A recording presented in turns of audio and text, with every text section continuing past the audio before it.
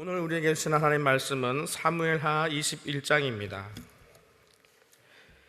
사무엘하 21장 구약 성경 499면에 있습니다. 21장 1절로 22절까지 우리 한 목소리로 봉독하겠습니다.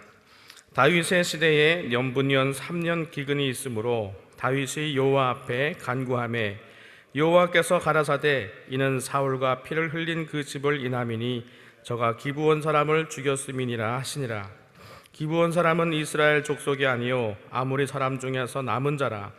이스라엘 족속들이 전에 저희에게 맹세하였거늘 사울이 이스라엘과 유다 족속을 위하여 열심히 있으므로 저희 죽이기를 꾀하였더라.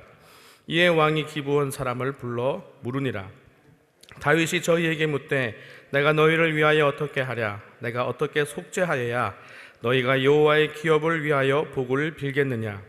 기브온 사람이 대답하되 사울과 그 집과 우리 사이의 일은 은금에 있지 아니하오나 이스라엘 가운데서 사람을 죽이는 일은 우리에게 있지 아니하니이다. 왕이 가로되 너희의 말하는 대로 수행하리라. 저희가 왕께 고하되 우리를 확살하였고 또 우리를 멸하여 이스라엘 경내에 머물지 못하게 하려고 모해한 사람의 자손 7을 내어주소서.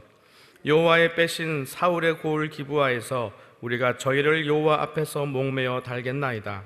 왕이 가로되 내가 내어주리라 하니라.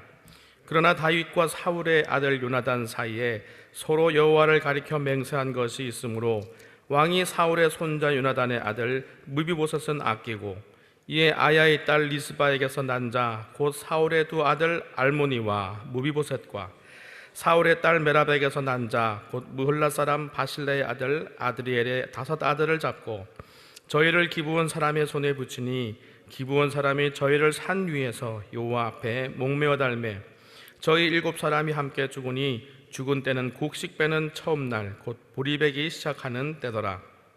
아야의 딸 리스바가 굵은 배를 가져다가 자기를 위하여 반석 위에 펴고 곡식 빼기 시작할 때부터 하늘에서 비가 시체에 쏟아지기까지 그 시체에 낮에는 공중에 새가 앉지 못하게 하고 밤에는 들짐승이 범하지 못하게 한지라.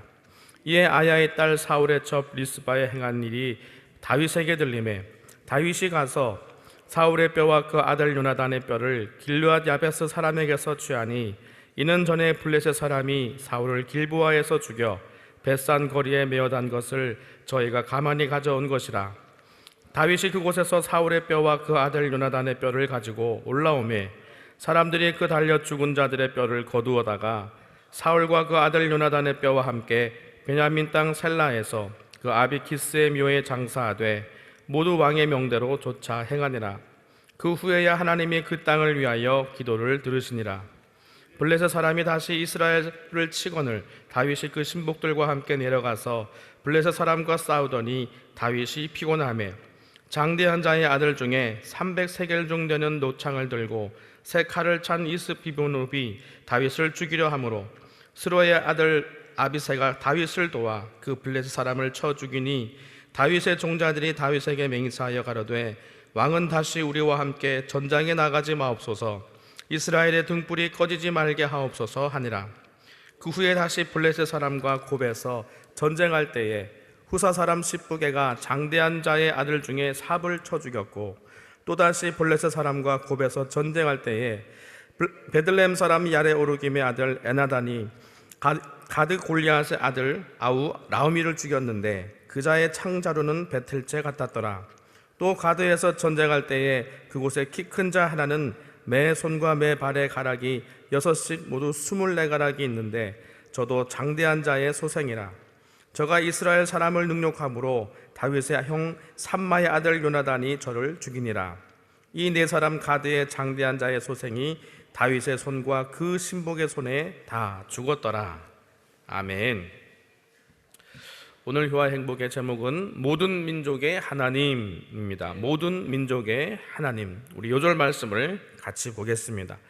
다윗의 시대에 연분년 3년 긴근이 있으므로 다윗이 여호와 앞에 간구하매 여호와께서 가라사대 이는 사울과 피를 흘린 그 집을 인함이니 저가 기브온 사람을 죽였음이니라 하시니라. 아멘. 내용을 보겠습니다. 다윗은 자신의 통치 기간 중 3년 동안 가뭄으로 기근이 계속되자 그 원인을 하나님께 묻는다. 이에 하나님께서는 기브온 족속이 이스라엘에 의하여 보호받아야 함에도 사울이 그들을 무참히 살육했던 죄 때문에 기근이 임한 것이라고 말씀하신다. 이스라엘이 가나안 땅을 정복할 때 기드온 족속은 원래 진멸의 대상이었으나 기브온 족속의 꾀로 인하여 여호수아가 하나님의 이름으로 기브온 사람을 해하지 않고 살릴 것이라는 약속했다. 그러나 사울은 이러한 약속을 무시하고 기브온 사람을 죽였다. 이는 하나님의 거룩하신 이름으로 약속하신 바를 어김으로 하나님의 명예를 실추시킨 것이었다. 결국 이러한 사울의 범죄로 인하여 기근이라는 하나님의 징벌이 가해진 것이다. 이에 다윗은 기브온의 생존자에게 보상을 약속하며 그들이 요구한 대로 사울의 후손 7을 처형하도록 내어주었다. 기브온 족속이 사울의 고을 기브아에서 사울과의 후손을 처형함으로써 그들의 원한을 풀자 곧 기근이 사라지고 비가 내리기 시작했다. 이때 자기 아들을 속죄 제물로 내어놓아야 했던 리스바는 자식의 시체를 공중에 세워 들짐승에게 뜯기지 않게 하도록 밤낮으로 지켰다.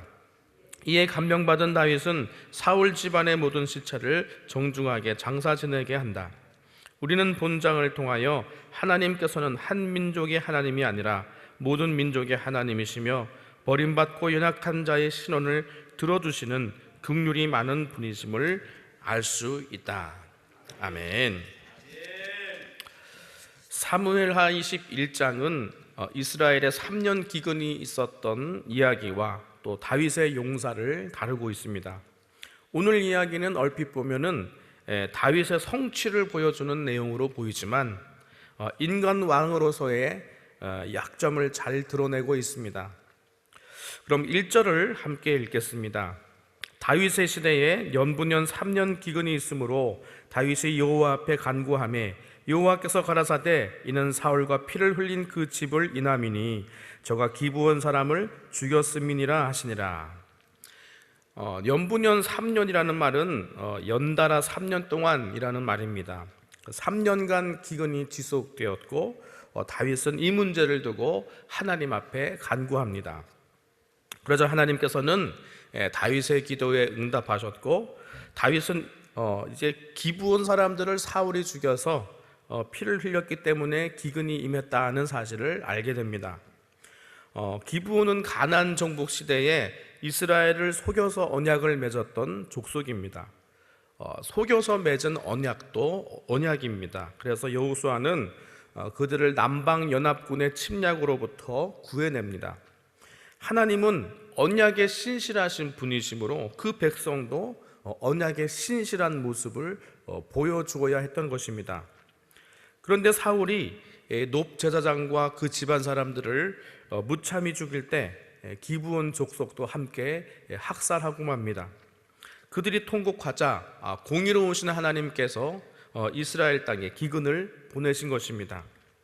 민수기 35장 33절은 이렇게 말씀합니다. 너희는 거하는 땅을 더럽히지 말라. 피는 땅을 더럽히나니 피 흘림을 받은 땅은 이를 흘리게 한 자의 피가 아니면 속할 수 없느니라.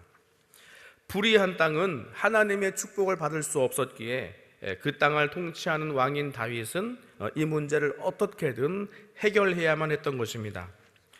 3, 4절을 우리가 같이 보겠습니다. 다윗이 저희에게 묻되 내가 너희를 위하여 어떻게 하랴? 내가 어떻게 속죄하여야 너희가 여호와의 기업을 위하여 복을 빌겠느냐? 기브온 사람이 대답하되 사울과 그 집과 우리 사이의 일은 은금에 있지 아니하오나 이스라엘 가운데서 사람을 죽이는 일은 우리에게 있지 아니하니이다. 왕이 가로되 너희의 말하는 대로 시행하리라. 다윗은 기브온 사람들을 불러서 이스라엘을 용서하고 복을 빌어주는 그 대가로 그들의 모든 요구를 들어주겠다고 약속합니다. 다윗은 자기가 저지른 죄는 아니었지만 이스라엘이 계약을 파기했던 이 일을 두고 이스라엘 왕으로서 책임을 지고 그 일을 바로잡기를 원했습니다. 우리 5, 6절을 함께 보겠습니다. 저가 왕께 고하되 우리를 학살하였고 또 우리를 멸하여 이스라엘 경내에 머물지 못하게 하려고 모해한 사람의 자손 7을 내어주소서. 여호와의 빼신 사울의 고을 기브아에서 우리가 저희를 여호와 앞에서 목매어 달겠나이다. 왕이 가로되 내가 내어 주리라 하니라. 기브온 사람들은 사울이 자신들을 학살하였으므로 사울 집안의 자손 7사람을 목매달아서 죗값을 치러야 한다고 요구합니다. 일종의 연대 책임을 요구했던 것입니다. 그런데 하나님께서는 사울의 왕위는 패하셨지만 그 집안의 대가 거의 멸절되리라고 저주하신 적은 없습니다. 이 일이 과연 정의로운 것인지 다윗은 하나님께 물었어야만 했습니다. 그러나 다윗은 그러지 않습니다. 그 속에는 일종의 정치적 계산이 있지 않았나 합니다. 그것은 장차 왕권의 위협이 될 수 있는 사울의 후손들을 명분이 있게 제거하는 기회였던 것입니다. 결국 사울의 자손 7명이 기브온 사람들에게 넘겨져 그 시체가 나무에 메어 달리게 됩니다. 요나단의 절름발이 아들인 무비보셋을 제외하면은 사울의 직계 후손들 모두가 제거되는 결과를 맞습니다. 그러나 사람의 시신을 계속 나무 위에 매달아 두는 것은 하나님의 뜻은 아니었습니다. 하나님께서 기뻐하지 않는 일이었습니다. 이 일로 이스라엘의 공의가 바로 세워질 수는 없었습니다. 그런데 이 내용은요, 미묘하게도 십자가 사건을 흐릿하게나마 조망하고 있습니다. 구조를 보니까 이때가 언제라고 합니까? 보리를 수확하는 첫날이었다는 점에 우리가 주목할 필요가 있습니다. 그날은 초실절이었습니다. 초실절은 우리 주님이 부활하신 날이죠. 6월절 안식 후 첫 날이 초실절이니까 지금 이 모든 상황은 6월절의 십자가를 보여주는 그림자라고 할 수 있습니다. 그러면 이제 그 7사람에게 내려진 저주로 그 땅이 속함을 받을 수 있었을까요? 10절 말씀입니다. 아야의 딸 리스바가 굵은 배를 가져다가 자기를 위하여 반석 위에 펴고 곡식 빼기 시작할 때부터 하늘에서 비가 시체에 쏟아지기까지 그 시체에 낮에는 공중에 새가 앉지 못하게 하고 밤에는 들짐승이 범하지 못하게 한지라. 사울의 후실인 리스바가 처형된 두 아들과 5 조카들의 시신 앞에 있는 바위 위에 자리를 펴고 애곡합니다. 낮에는 새를 쫓고 밤에는 들짐승을 쫓으면서 그 시신을 떠나지 않습니다. 얼마 동안이요? 곡식 빼기 시작하면서부터 시체에 비가 쏟아지기까지라고 했습니다. 곡식 빼기 시작하는 이 건기로부터 그리고 다음 추수를 위해서 씨를 뿌리는 우기가 찾아오기까지니까 그동안 꽤 오랜 시간이 흘렀던 것이죠.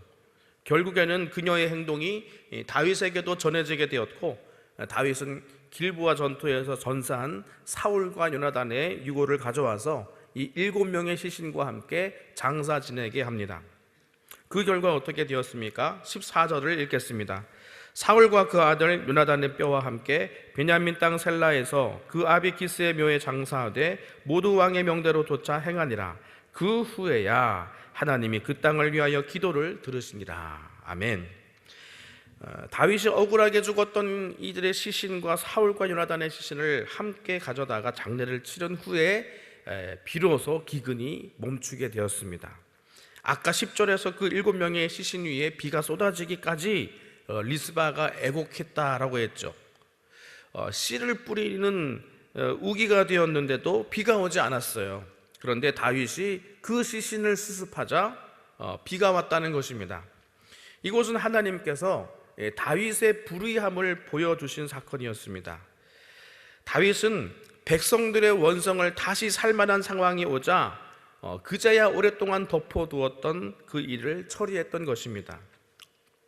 여러분, 지연된 정의는 불의입니다.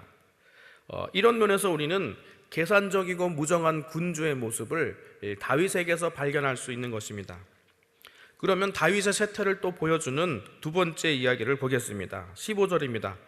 블레셋 사람이 다시 이스라엘을 치거늘 다윗이 그 신복들과 함께 내려가서 블레셋 사람과 싸우더니 다윗이 피곤하매.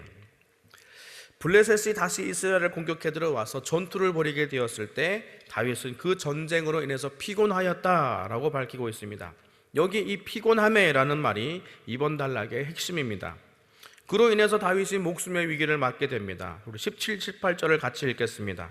장대한 자의 아들 중에 300세겔 중 되는 노창을 들고 세 칼을 찬 이스비브노비 다윗을 죽이려 하므로 스루야의 아들 아비새가 다윗을 도와 그 블레셋 사람을 쳐 죽이니 다윗의 종자들이 다윗에게 맹세하여 가로되 왕은 다시 우리와 함께 전장에 나가지 마옵소서, 이스라엘의 등불이 꺼지지 말게 하옵소서 하니라. 300세겔이나 되는 노창을 튼 그 거인족 이스비브노비에 의해서 다윗이 죽음의 위기에 처하자 아비새가 와서 다윗을 구원합니다. 이렇게 되자 다윗의 부하들이 다윗에게 다시는 전장에 나가지 말라고 그렇게 간언합니다. 다윗은 예전에 골리앗을 물리쳤던 그 다윗이 아닙니다. 그리고 신하들의 용맹함이 다윗의 젊은 날에 못지않음을 은근히 성경은 대비해서 보여주고 있습니다. 자, 그리고 뒤를 보시면은 본문은 아비새 외에 또 다른 거인들을 죽인 3명의 용사를 소개하고 있습니다. 18, 19절을 함께 읽겠습니다. 그 후에 다시 블레셋 사람과 곱에서 전쟁할 때에 후사 사람 십부게가 장대한 자의 아들 중에 삽을 쳐 죽였고, 또다시 블레셋 사람과 곱에서 전쟁할 때에 베들레헴 사람 야레오르김의 아들 엘하나니 가드 골리앗의 아우 라후미를 죽였는데 그 자의 창자루는 배틀째 같았더라. 자, 곱이라는 땅에서 있었던 두 번의 전투에서 십부게와 엘하난이라는 용사가 거인들을 죽였습니다. 그리고 가드에서도 거인을 죽였던 전과를 소개합니다. 20절과 21절입니다. 또 가드에서 전쟁할 때에 그곳에 키 큰 자 하나는 매 손과 매 발의 가락이 6씩 모두 24가락이 있는데 저도 장대한 자의 소생이라 저가 이스라엘 사람을 능욕함으로 다윗의 형 삼마의 아들 요나단이 저를 죽이니라. 그 거인이 이스라엘 사람을 능욕함으로 라는 부분을 눈여겨보십시오. 이것은 과거 골리앗이 이스라엘의 군대를 모욕했던 일을 떠오르게 합니다. 다윗의 가문 중에서도 다윗을 대체할 만한 용사가 일어났음을 성경은 은근히 보여주고 있습니다.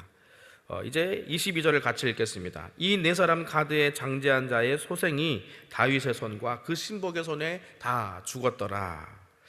자, 여기서 성경은 왜 다른 전공도 아니고 거인들을 죽인 용사들을 쭉 소개해 놓았을까요? 이것 말고도 훨씬 대단한 성과도 많았을 거예요. 다윗에게 이러한 용사들이 있었으니까 그런 신하를 거느린 다윗은 또 얼마나 위대한가, 이런 것을 보여주려고 한 건 아닙니다.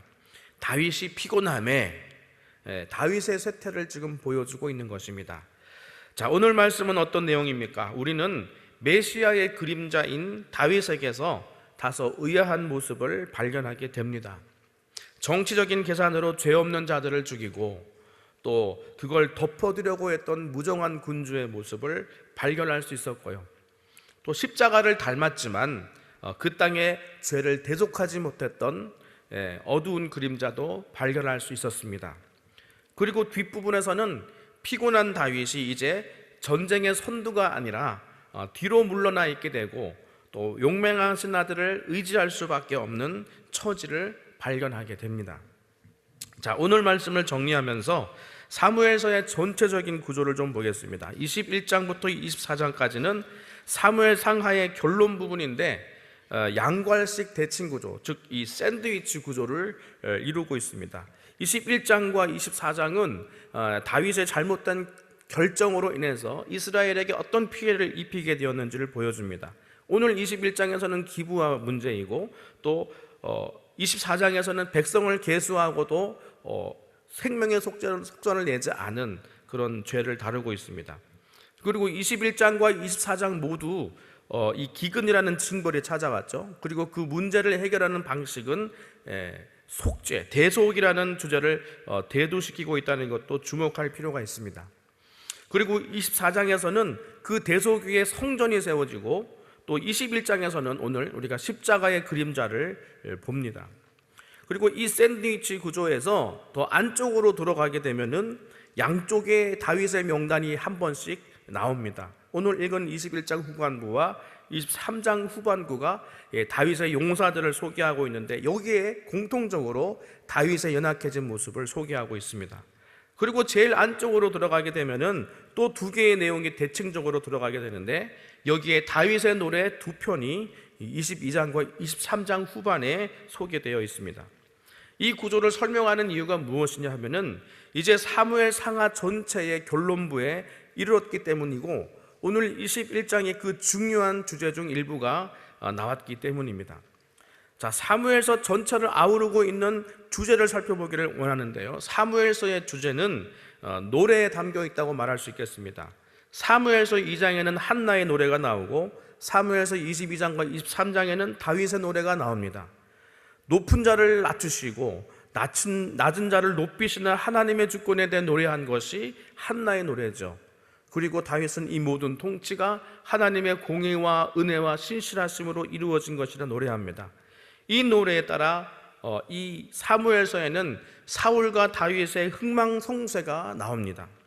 사울이 쇠퇴할 때에 다윗은 승승장구했지만 결국 다윗도 쇠퇴의 길을 겪고 말았습니다. 사울과 다윗도 처음에는 겸손했었지만 차츰 교만으로 인해서 굴러떨어져야 했음을 보여줍니다. 그러므로 여러분, 하나님은 겸손한 자를 높이시고 교만한 자를 꺾으신다는 이 사실을 꼭 기억할 수 있기를 바랍니다. 그리고 그 두 개의 노래 사이에 또 핵심적인 내용이 있습니다. 사무엘 상하의 중간쯤에 있는 사무엘 하 7장에는 다윗 대대로 왕이 끊어지지 않게 하시겠다는 다윗 언약이 나옵니다. 바로 메시아 언약이죠. 자, 이 모든 구조를 통해서 우리에게 보여주고 싶으신 것이 무엇이냐? 영원한 왕이 다스리시는 하나님의 나라를 소망하라는 것입니다. 그의 영원한 나라는 십자가 대속을 통해서 그분이 친히 성전 되심으로 이루어지는 것임을 오늘 이 사무엘 상하는 조명하고 있습니다. 그런데 우연의 일치겠지만 제가 발견한 사실이 하나 있습니다.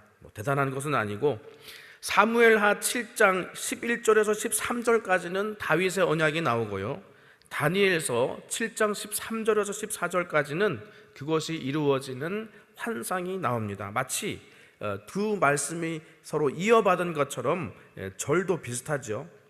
제가 그 중에서 사무엘하 7장 11절 후반부터 13절을 읽어드리고 곧바로 이어서 다니엘 7장 13절부터 14절을 읽어드리겠습니다. 말씀을 읽겠습니다. 여호와가 너를 위하여 집을 이루고 내 수완이 차서 내 조상들과 함께 잘 때에 내가 내 몸에서 날 자식들 내 뒤에 세워 그 나라를 견고케 하리라.